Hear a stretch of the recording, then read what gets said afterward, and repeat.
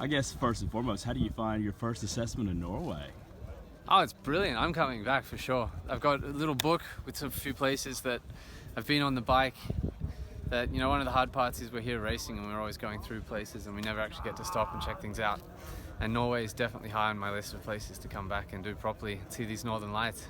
Hey, well, you mentioned you kind of saw them the other night. Yeah, and again last night, but they're sort of faint. They're coming in and out, but I think the real showstopper is when you're here in winter. Oh, fair enough. Well, winter's it's fast approaching. Of course, before we head into winter, you have to look back at the last month or so. There's been a lot of rumors with the team, whether it's folding or merging. Riders are being released or they're being acquired. Set it straight. Set it straight. Yeah, set Man, it straight. Set all the rumors straight. Man, I think you know as much as I know. I think I think it's a cool team. It's got a lot going for it. It hasn't been a super easy last 18 months results-wise for the team, but I think the ethos is still really good. Whether it continues or not, I'm pretty confident that it will.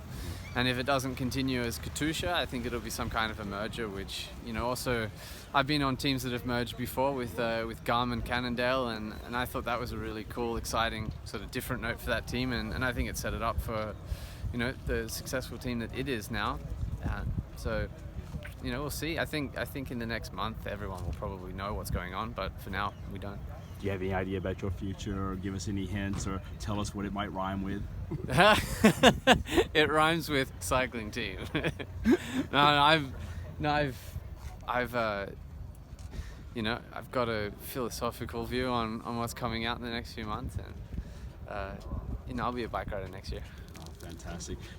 When you look at your career, you mentioned Cannondale, Garmin, you talk about dimension data. We even go back to maybe even the Genesis days. Do you have a favorite moment, a favorite period in your career? Oh, I think anything that's new is always pretty incredible. I think probably the first time, everyone saw Harry Potter on film for the first time, the grandeur of it all caught people's eyes, and every time you go into a grand cathedral, you think, wow, this is insane, and then the next year you walk in the same cathedral and you're like, oh, it's just the same old cathedral, it's just another church. So I think every time you're in cycling, probably the most profound experiences are always your first ones, and I think every time I did every big race for the first time was probably the most profound and exciting time, and that's why I love being at a race like Tour of Norway. It's the first time I've done this race, and it's got that new exciting feeling for me. So I think I'm definitely past the halfway point in my career, so there's less chance that things are new, but I'm just really enjoying being able to use my body as a profession, learning a lot about it, learning a lot about people, and just having a great time with it still. We talked earlier in the week about this Matthew van der Poel kid who's on the scene. He won one of your favorite races, Amstel Gold Race. He won a stage here to start the race off here in Norway. He's been able to really kind of cross his time and split it between several different disciplines. Do you think about what you could have done if you're in this era now, where with your mountain bike background? Would you have liked to have done something like that? Do you feel like you'd like to have had that opportunity? And is it still a possibility? I don't like to talk about the anomalies of anything. I think there's always people that are sort of like outstanding, and they don't interest me, because there's always people like that in every field in the world.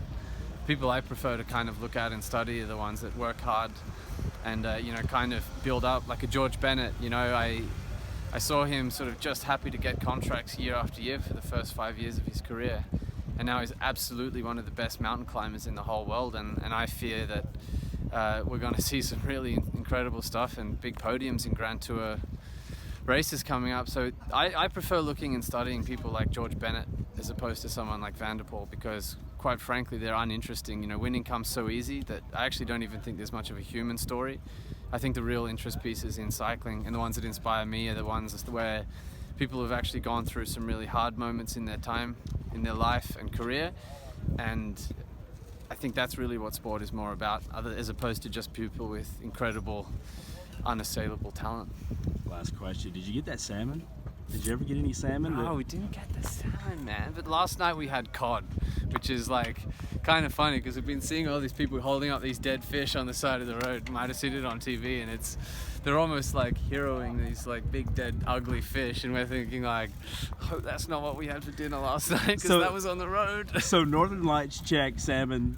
Yeah, we're still not there yet, but maybe if Steve Cummings wins this, salmon prize for KOM, I might see if I can get a little bit of his 500 kilos. Fantastic. Good luck. Thanks, man.